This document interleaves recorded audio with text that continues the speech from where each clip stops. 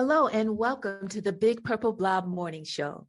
This podcast is hosted by 6 professional family life and wellness coaches who are passionate about helping the American diplomatic community thrive through their unique challenges. We are also eligible family members with over 100 plus years of combined experience living abroad. Trust us, we know what you're going through. So relax as we share some practical advice mixed with foreign service acronyms, empathy, wisdom, and a bit of humor. Hello, everyone, and welcome. I have a question for you today. Is your child struggling in school, perhaps with writing, reading, or having difficulties hearing? Maybe they have a challenge with communication or mobility. If so, stay tuned. I want you to hear how assistive technology can possibly make their lives easier. We are doing a 3-part series on this topic, so be sure to tune in for the next 2 weeks. I am parent coach Sharoya Ham, and I am here today with Laura Hoffman.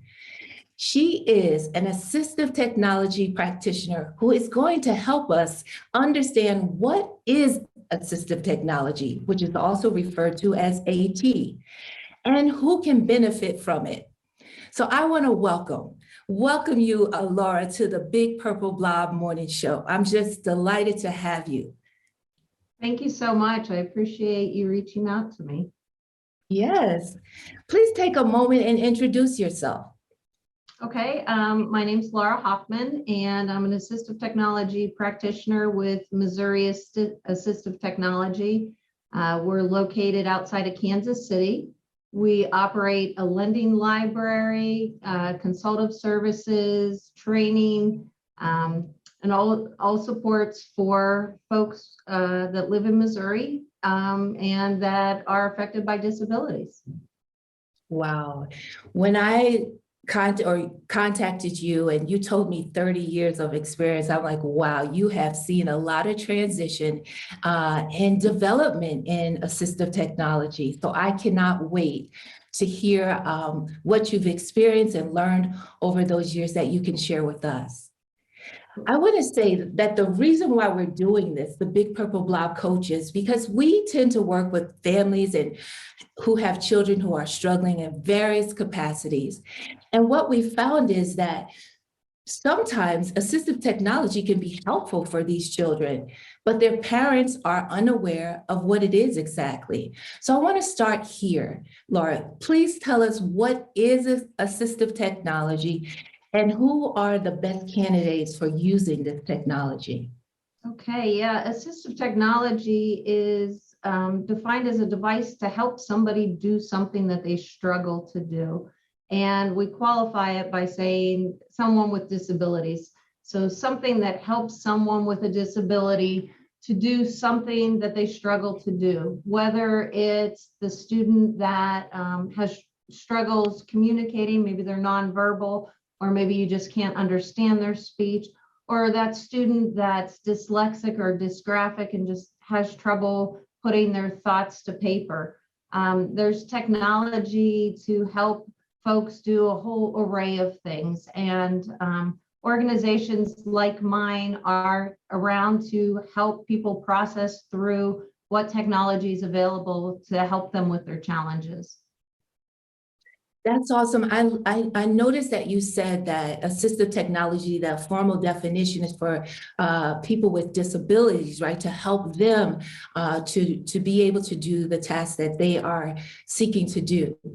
However, it is not, as you initially said, it is also for just kind of to help those who are struggling. And I think many parents kind of shut down when they hear, oh, well, my child is not disabled or have a classification of a learning disability or anything like that. I don't know that assistive technology is for my child. What would you say for that parent? Well, you know, assistive technology has developed into more of a universal design where whether or not we think of it this way, we're all using assistive technology. Mhm. We use word prediction when we're sending texts from our phone, or we'll dictate because we don't want to text while we're driving. That's text to speech. Well, that works well for a child that may have trouble putting words to paper, doing text to speech, or using word prediction, such as that, some of those things have become universal design. So we all can benefit from technology. And,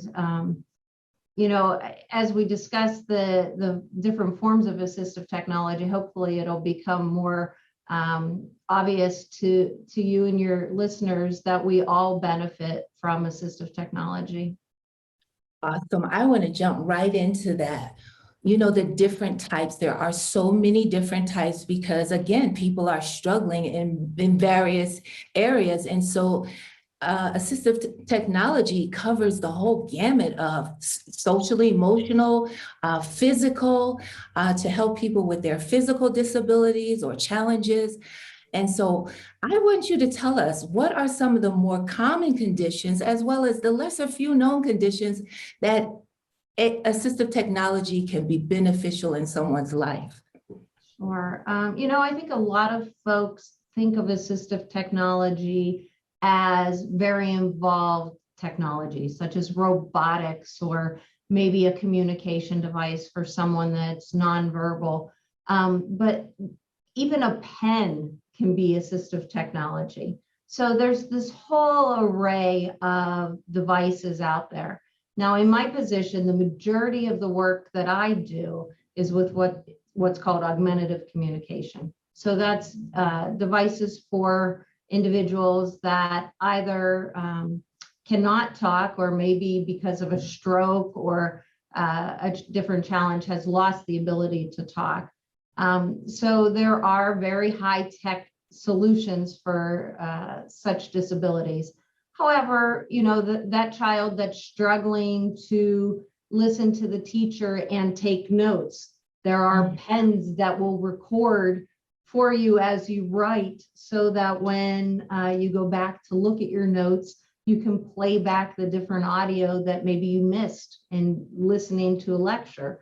I will say that when I attend conferences, I take one of those pens because it makes it easier for me to retrieve information too.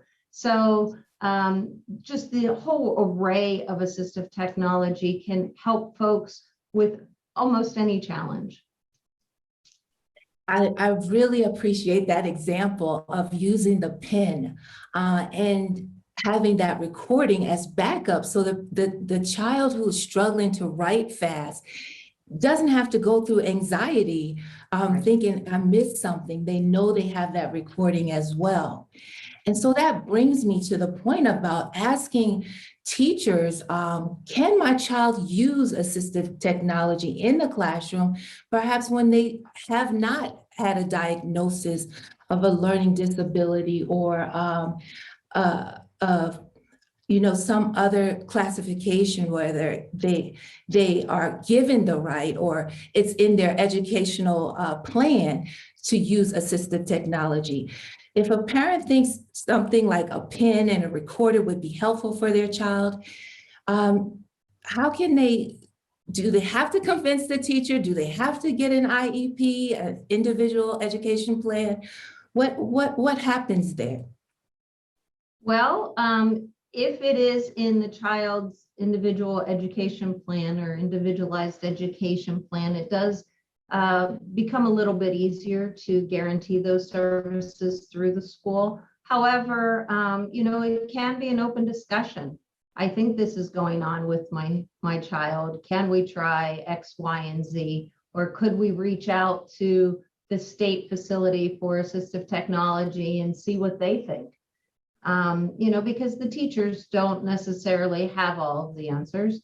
Assistive technology has been my full-time job for, as you mentioned, 30 years. And, you can't expect the teachers or the special ed director to know what the resources are. So to reach out to a state facility such as ours, just to get that support could be beneficial to not only the student, but the parents and the educational support team as well. So, maybe they reach out to their assistive technology specialist prior to that IEP meeting to find out if assistive technology is an avenue that they should explore. Awesome. My hope is that this show will at least help parents to understand there are technology, like you said. I remember when I was in elementary school and we were learning how to write, some kids needed assistive technology, which was simple as the rubber to put the pencil through that allowed you to have a good grip. Absolutely. And yes, that is low-level assistive technology, but it's helping a child do what they can't really do easily, And so I know even as a math teacher, so many parents would not want to allow their kid to use a calculator.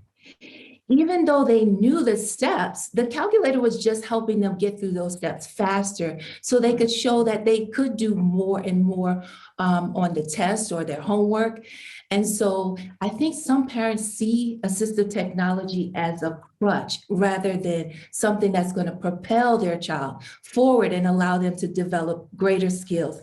Can you speak to that and maybe give us an example of a child who uses assistive technology and it helps them gain more skills rather than it being a crutch? Absolutely. I can refer back to the augmentative communication field that I mentioned.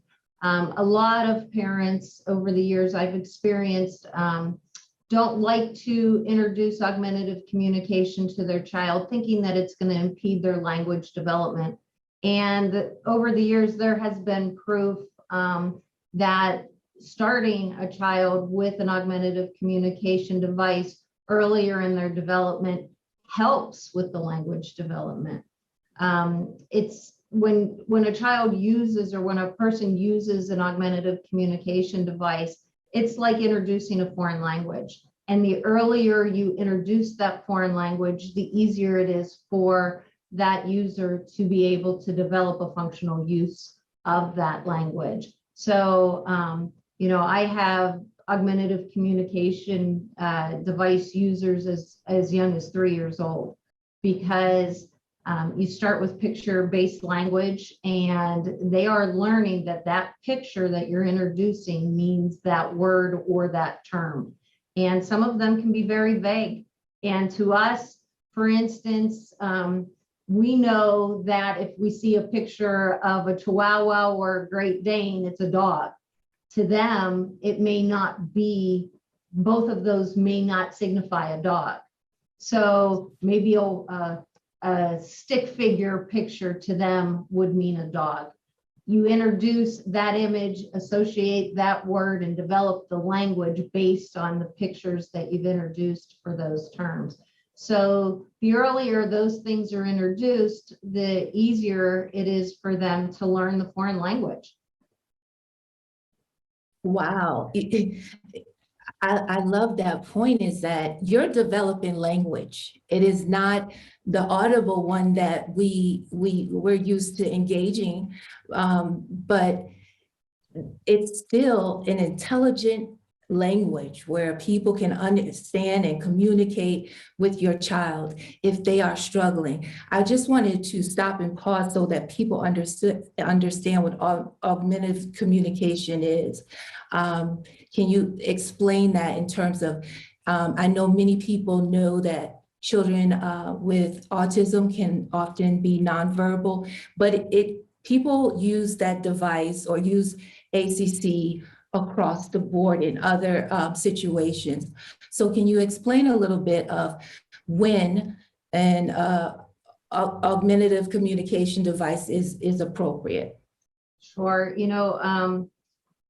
There's not just one device, there's not just one language, and there's not just one means of input into the device.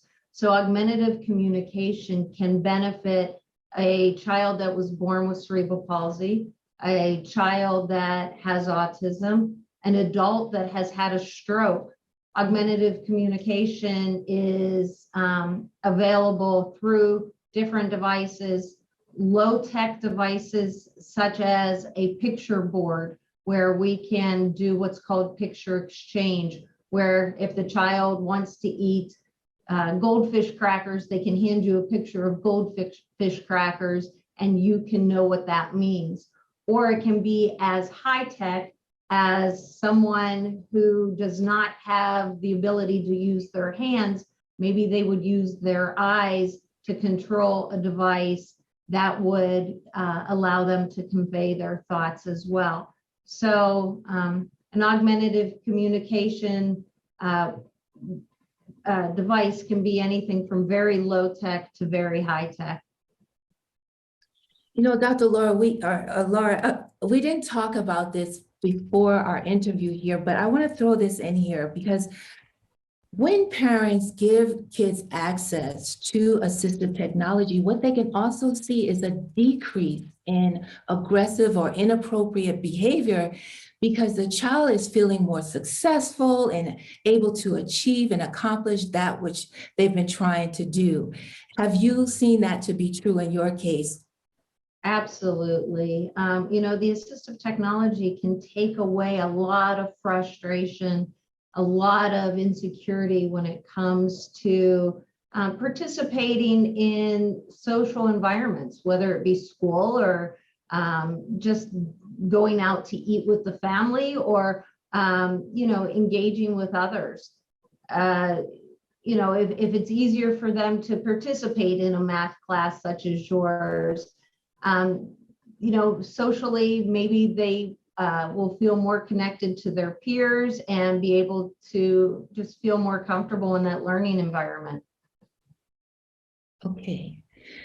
So now my question is, if a parent recognizes, oh, my child has been complaining about the difficulties in let's go back to writing and just getting my homework done or writing an essay in time. And so my question is like, they see their child struggling year after year. The child has put in a lot of effort. So my question is, when do you think is the best time for parents to begin investigating solutions through assistive technology? The earlier, the better. I mean, if you think of assistive technology as a manipulative for education, the earlier you introduce something that just helps them to progress, the better. And I think of assistive technology almost as the Montessori approach to education, you know, where the students begin to learn by playing and engaging and interacting with tools that help them to learn. And if we go back to the pencil grip that you talked about a little bit earlier, you know, many of us can think about those little rubber things that slide over the pencil, but do you know that there's probably 30 different types of that little rubber thing that slides over the pencil? And if you give a student the opportunity to try those as they're struggling with their writing, you may find the one that works perfectly for them to overcome, or you may find out that that's not enough. So what's next? If that little grip's not enough, what's the next step? Well, there are weighted utensils. Maybe that little extra weight to the utensil or the writing implement will help them to hold on to it better or to put pressure onto the paper. And if you wait until they've struggled through the fourth grade, then they're going to have to learn to overcome maybe poor skills that they've developed over the years to accommodate. And there's so much assistive technology out there that you know, that there is to explore. So the sooner that you start, the better chance that you have of finding that right tool to help your child to do what they struggle to do. Great. And you bring me to my next question, because that thing is one pencil grip, but it comes in various different styles and you get caught up. I remember when I was studying assistive technology in my master's program, I was so fascinated by all the devices, and I was just like, yes, we can try this one at the school I was working at. And so I thought the higher the tech, the better it was. And I learned that that was not the case. You really need to find the right assistive technology for the kid that you're trying to help. And so my question is, how do parents avoid that? Like fascination in being in a candy store with all of this assistive technology, and narrow it down to find the device that will work best for, or the software for their child. You know, I will say, after being in the field as long as I have, the approach that I like to take is mostly of a team approach. Talk to the teacher, talk to the physical therapist, the occupational therapist, the speech and language pathologist, and an assistive technology specialist. And through the state organizations, it is easier to find resources that are free to state residents. So knock on the doors, make the phone calls, send the emails, find out what's out there. I'll give you an example. A lot of folks with back to augmentative communication, if their child cannot push a location or push a button or hand you that picture of the dog or the goldfish cracker, they immediately think, well, they can't use their hands. We have to get into this high-tech interaction with the eyes. And I have to say that before I go from what's called direct selection, where somebody actually directly selects a location or a picture, and what is called eye gaze, I try dozens and dozens of other input methods for that child to interact with the communication device. So, and I know that from my experience. I know that from interaction with the end users and dozens and dozens, if not hundreds of consultations over the years, to know that there's this whole progression. And if I don't know how to do something, even now, I have my support team that I can reach out to and say, you know, this end user's struggling with this. We tried X, Y, and Z. Can you come up with other resources? And the teams are out there. The resources are out there. The conferences are out there. And there's an abundance of information on the internet, some good, some bad. So, you know, find the support team that best provides the information that you need for your child. Awesome. I want to just reiterate what you said about developing that team. Try not to do this by yourself. You will get overwhelmed and you are, you know, more vulnerable to selecting something that won't be appropriate, or even trying to implement it will be stressful and have adverse reaction. And so I want to stress what Laura has said, and I don't know if you all heard that. Every state has an assistive technology support program, and that is available to us as members of the Foreign Service community. We can tap in, we can call, and we also can, when we go back home, use the equipment and test it out for free. And so I want to give you listeners just some thought that perhaps you can just start with, oh, my child is struggling with this over and over again, and just doing a little, make it a quick 30-minute research on Google about assistive technology in that area. Watch very few YouTube videos to get familiar. What we don't want you to do is be overwhelmed. Once you have an idea of what is possible, that's when you can go to your school, have a chat, and then, of course, reach out to your state assistive technology program. So Laura, in closing, I want you just to tell us a little bit more about these state programs and how parents can access them, what they provide for parents. Sure, absolutely. And in doing so, I want to take a step back just to let you know how things happen, at least in the state of Missouri, and to encourage parents to reach out. I get calls daily from parents, from teachers, from special ed directors, from therapists saying, hey, my student has trouble lining up 3-digit multiplication. They can't put the numbers to the paper.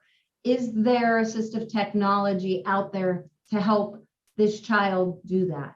I guess in saying this, I want your listeners to know that we get calls for things that you might not think that there's assistive technology for, when there truly is. And, so don't think that it has to be this very involved, student, one that needs eye gaze or is nonverbal or, cognitively delayed. It could be a very, very slight struggle, just like putting the numbers on the paper. So every state has a tech program. I think we're going to provide the list or the hyperlink so that folks can go out and search on their state. But yes, I'm going to include that in the show notes. Okay, so each state is equipped to take those phone calls. And once discussions are had and technology is recommended or a consultation occurs, then each of the states also has a lending library of technology. And in the state of Missouri, we do 5-week loans of technology to our residents. We ship devices free of charge through UPS, and we provide labels for those devices to be shipped back to us. And it can be anything from an iPad to a communication device to what is called a single switch, all sorts of technology. We loan it out so that the parents or the therapists or the teachers can try the devices and find out what works. And, if you try something and you don't get the results that you think maybe you should be getting, you call back and say, this didn't work out well. What would you suggest next? And all of the services are free of charge. So the discussions can be had, and you're not paying for this astronomical price for an assistive technology evaluation. Lori, this is just information like gold. To those families who have children with special needs, or like I said, who have not been identified as having any special need, but parents see them struggling year after year. Yeah. I hope that our listeners will reach out to your local assistive technology state support programs, and we will include those links in the show notes. And I'm inviting all of you to stay put and see us next on our next show, which is part 2 on assistive technology, where we will talk to 2 foreign service parents. One has a child with autism, and the other has a child who has hearing challenges, a disability. And so stay tuned for that. Laura is going to join us again on that show. And we thank you today for tuning in. Laura, I want to say a special thank you for sharing your wisdom, your knowledge, 30-year plus in this field. Thank you. Thank you very much. I appreciate you having me. Thank you for listening to the Big Purple Blob Morning Show. It has been a pleasure to share our stories with you today. Now we want to hear from you. Tell us your story. Let us know your biggest challenge that you face at post or back in the States. We also want to know what type of parenting support you need at this time. To connect with us, visit our website at thebigpurpleblob.com. If you found today's episode helpful, please share with your friends in the American Mission community. And remember, we want to hear from you, because we are here for you.